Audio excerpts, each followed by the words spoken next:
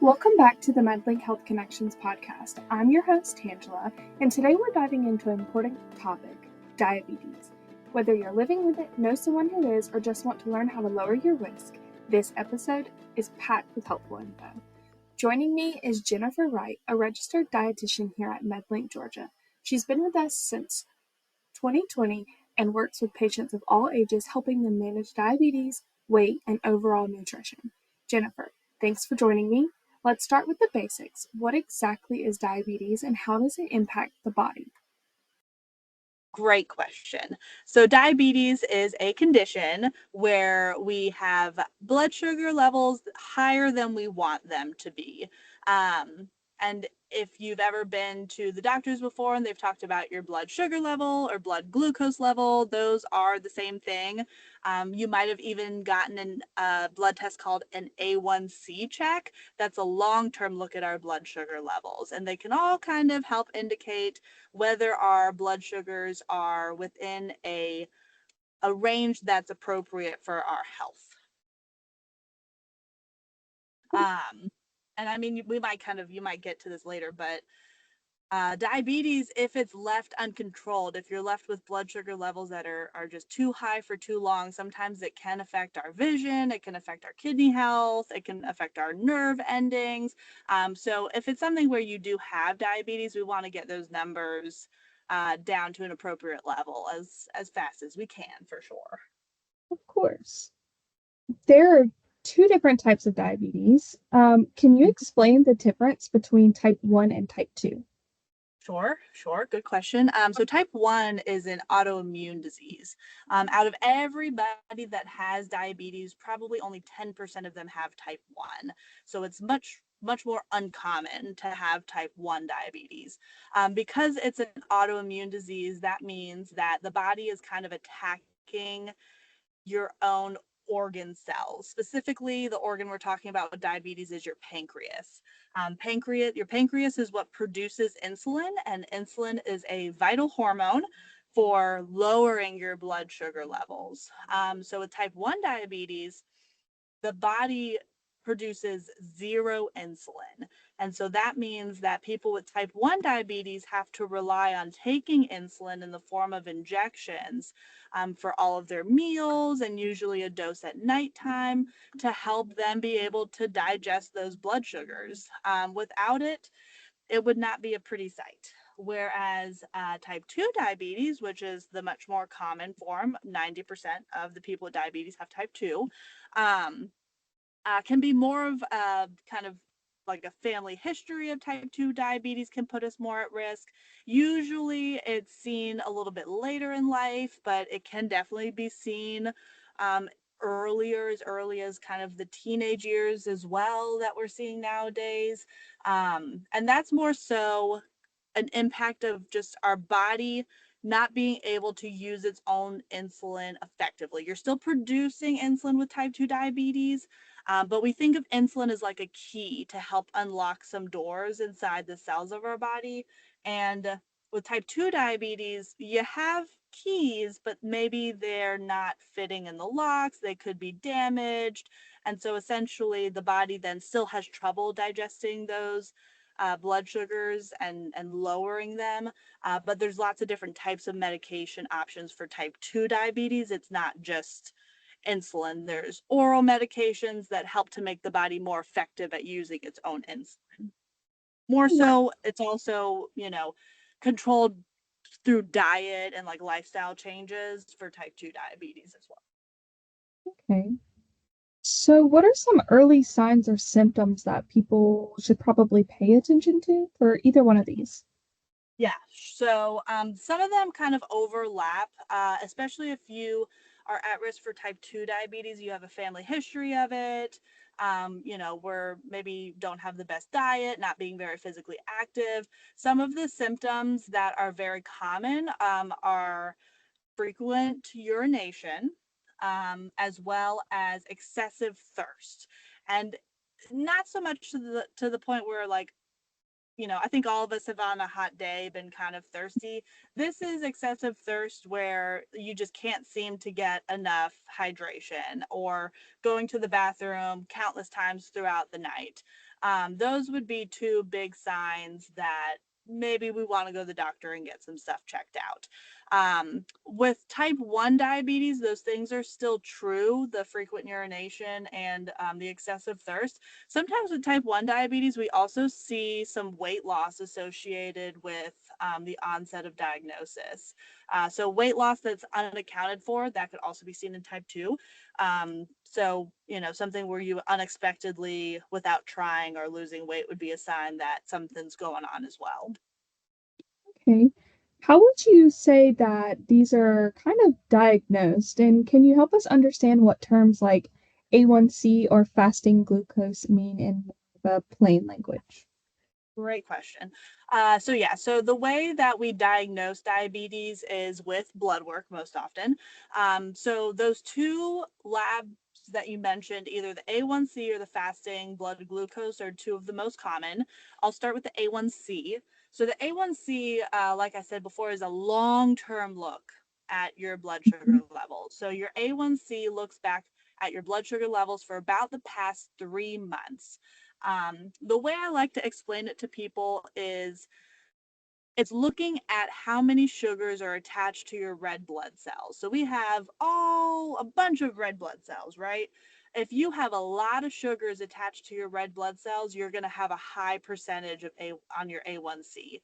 So your A1C is in a percentage form. So it could be 5.0% all the way up to 14%, which would be very high. But it's looking at the percentage of sugars on your red blood cells. The reason it's every 3 months is because your red blood cells usually have a lifetime of 90 days or 3 months. Hmm. So after 90 days, you would form new red blood cells, and essentially you could get a new A1C taken, and it might have a different amount of sugars attached to the red blood cells, leading to a different percentage. Even if you got your A1C checked the next month, you still have some red blood cells that have reached their 90-day limit, they have died off, new ones have formed, and you still have a different average. So it's still a way that sometimes we check even on a monthly basis just to see if the average of your A1C is going down. Usually if your A1C is above 6.5%, that's when we start looking at a diabetes diagnosis. Similar to the fasting glucose or the fasting blood sugar, that is just like in the moment, what is my blood sugar? So it could be affected by what you had to eat that morning, which is why we like it to be fasting. So no food, no beverages other than water. Usually if your blood sugars are above 126, and they're measured in milligrams per deciliter, if they're above 126 on two separate occasions, that usually is associated with the diabetes diagnosis. We do two separate occasions because sometimes other things can affect our blood sugar levels: stress, pain, emotional stress. So if you just have one time where it's a kind of a fluke high fasting blood sugar and then that never happens again, you don't necessarily just automatically get diagnosed with diabetes because you had it one time. Okay. Who is most at risk for developing type 2 diabetes, and are there certain factors or lifestyle habits to be aware of? Yeah. So generally, if you're over the age of 45, um, some races like Black African American or Hispanic are more at risk. If you have a family history of type 2 diabetes, so especially like if you have immediate family members, if your parents have type 2 diabetes or siblings, and then usually if our diet is poor or very high in like highly processed foods, fast foods, sugary beverages, and then also if we're just not being very physically active or are all risk factors. Um, if you know you're at risk, the best thing you can do is start making tiny changes to your diet. If you're consuming sodas regularly, I personally like to help people kind of wean off of them in a gradual manner because I'm not a big cold turkey person. I don't think a lot of people do well with cold turkey. Some people do, Yeah. and that's great for them. But if you're drinking 3 sodas every single day, try to go to 2 sodas every day, and then 1 soda every day, and then eventually 1 soda every other day, and so on and so forth until you've kind of decreased that. And then again, physical activity, great. Even it doesn't have to be, you don't have to get a gym membership, just a walk, just a 10-minute walk after you eat a meal can be extremely helpful to your blood sugar levels. um, and it can be separated. If you work at a desk job, having 5-minute breaks where you just take a walk around the office 5 times a day, that still counts, even if you're breaking it up into kind of little tiny exercise habits. You could use that same philosophy for eating. If you don't eat all day and then you eat one giant meal at the end of the day, it's a lot harder for our bodies to process all of that food all at once. You're better off to have smaller, more frequent meals throughout the day Mm-hmm. to help your body be able to take the time to absorb a smaller meal easier than absorbing all of the, you know, sugars that might come from one super large meal. Okay. I've heard of like pre-diabetes. So could you explain exactly what that is and how someone would know if they have it? Yeah, so pre-diabetes is where your blood sugars are kind of elevated, but they're not so elevated where we would diagnose you with diabetes. Pre-diabetes can be determined also through an A1C. Usually an A1C anywhere from 5.7 to 6.4% is considered in the pre-diabetic range. And if you are pre-diabetic, the good news is that pre-diabetes is totally reversible. So essentially, same thing, lifestyle changes are the biggest factor with prediabetes. A lot of research shows that even just losing maybe 5 to 7% of your body weight can help get you out of that pre-diabetic range. So food choices and then physical activity are again two ways at getting that A1C to come down. With type 2 diabetes, if we get to that point, is not reversible. It's very treatable, it's very managed, and it can be very well managed for the long term, but we can't go back to not having diabetes once we have diabetes. Whereas pre-diabetes, we can get rid of that. We would still want to make sure we're following the lifestyle changes we made to get rid of pre-diabetes so that we don't get it again. Okay, what are some of those? You kind of talked briefly on like not necessarily it being curable, I guess, but more so like preventable for type 2 diabetes. What are Mm-hmm. some of those like practical steps you might would say someone could take to hold off that diagnosis a little longer? For like if you're pre-diabetic or you're just trying not to get type 2 diabetes? Um, I guess both. Okay. Sure. So one would be, I like if I'm looking specifically at someone's diet and they're trying to kind of prevent the onset of type 2 diabetes, we want to make sure we are increasing our intake of things like fruits and vegetables, decreasing our intake of highly processed food like sugar sweetened beverages and fast food options. Also, trying to consume lean protein, so like your chicken, fish, eggs, maybe turkey are good choices. And then getting into like a regular exercise routine. The key with any sort of lifestyle change is you need it to be sustainable for the long term. You need it to be something that you can picture yourself doing for the long term. I mean, Mhm. that's how we're going to prevent it for as long as possible.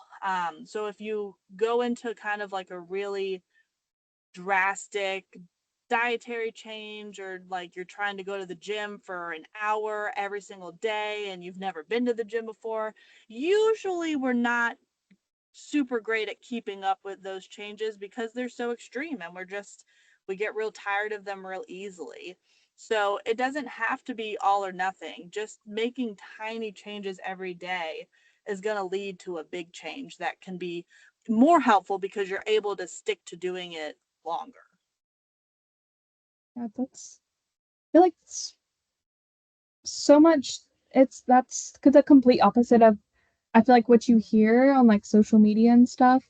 But I feel like Uh-huh. that's so much more effective, if that makes Yeah, sense. and I'll tell you a secret is that all of the things you see on social media about like try this crazy diet and do this and you'll lose X amount of pounds in 2 weeks, all diets were designed to fail. All of them are meant to not be sustainable. They want you to try it, they want you to fail it so that you'll move on to the next diet.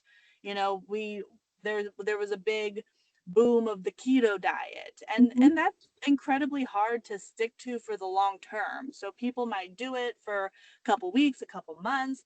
Eventually they're gonna stop doing it, but then they're on the lookout for the next big thing that's gonna promise them all these results. And that's how the diet industry keeps going, is because they know that when one fails, they're going to have another one to kind of take its place that people are going to be interested in trying. It might honestly be the boring answer, but just healthy eating and exercise really is the key. Sometimes we want to believe in those, like a magic pill or a magic gummy, or if I just do this diet for 3 weeks, all my problems will be solved. Mm-hmm. But I promise, if there was a little magic solution like that, I'd be telling everybody about it. And it's just there just isn't. So let's kind of take a bit of a different turn here, and let's talk a little bit about like stress. So could things like stress or the lack of sleep really affect your blood sugar levels? Yes, yes. There's so many things that can affect your blood sugar levels, and that's what makes diabetes so complicated. Because even if you're someone with diabetes and you're really dedicated to checking your blood sugar and you're watching what you're eating, your blood sugars are going to always change. And sometimes it's frustrating because I have patients that say, well, I ate the same thing for dinner, but I woke up this morning and my blood sugars were so much higher, and I didn't do anything different.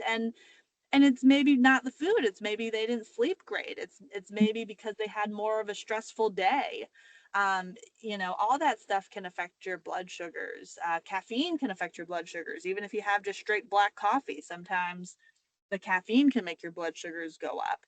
So everybody's a little different, so it's kind of learning about yourself and trying to figure out what foods and beverages kind of affect your blood sugars more often, or what conditions like stress, you know, where they notice and they realize, oh, when I'm having a stressful day, I know my blood sugars are going up more, trying to find coping mechanisms to deal with stress. Again, like walking, great option, are all helpful tools to use. And it's a whole process that includes all parts of our life and our body. I mean, your food choices, your exercise choices, how you manage stress are all important. And one of the reasons we have like the diabetes program we do at MedLink is that, like, the what you mentioned, the DSMES, it Hmm. stands for Diabetes Self-Management Education. We want, our goal is to help people realize how to best manage their diabetes for them, not for what works for somebody else, but what works for them as an individual, to give them the tools and the knowledge of knowing things that affect their blood sugar and how to deal with it. Because they're the ones dealing with it on an everyday basis. We're here to help, but they want that we I want to make sure they know on the weekend what to do if they notice their blood sugar goes up to 200, and figure out why it went up to that, so that we can maybe help prevent that from happening as often. So it's all about the more knowledge, the more power. I really do believe that. Yeah. So you mentioned this program that we have here at MedLink, Mm-hmm. and just kind of on that lines and maybe more, if someone Yeah. thinks that they might have diabetes or even pre-diabetes, what's some of the first steps that they should take? So if Or you if you're just worried about it, like if you just are worried that you have it, I would say the first step would be to visit your regular, have like appointment with your doctor, or your provider, and maybe do some blood work would be a first step. if you're truly just kind of wanting to know where you stand in the process. And you can always come to see one of us as like a dietitian. We're diabetes educators, but we do all things related to nutrition. So even somebody that wants to come that's not pre-diabetic, that doesn't have diabetes, but they just want to make sure they don't get it later on in life, we help them as well, just to make sure that they're living a balanced lifestyle with their food choices and their beverage choices and their activity level. Okay, and how would someone who does have diabetes kind of navigate and figure out how to get themselves into the DSMES program? Mm-hmm. So good question. Usually, I mean, technically, some insurances require referrals, most do not. You're always welcome to just call your local MedLink and ask for the nutrition department, and they will send you to our grand nutrition coordinator. Her name is Marlene. She's really great at scheduling people, making sure they get to the best location that's for them, because we go to a lot of different locations. If you wanted to go through your doctor, that's also fine. Sometimes having a referral just kind of make sure we close the loop with things. But honestly, since a lot of insurance companies don't require it, if a patient just comes to us themselves and say, hey, I really want to come in and just have an appointment, if for some reason we need a referral, we ask the provider for one, if we ever needed one. So there's no reason that they have to go to their doctor first just to come and see us. They can just call and get scheduled if they really wanted to. Thank you for tuning in to the MedLink Health Connections podcast. We hope you found today's episode informative and inspiring. If you enjoyed the show, please subscribe, rate, and leave a review on your favorite podcast platform. Remember, the information shared in this podcast is for educational purposes only and should not replace professional medical advice. Always consult with your healthcare provider for any medical concerns. Stay connected with us on social media and visit our website at medlinkga.org for more resources and updates. Until next time, stay healthy and take care.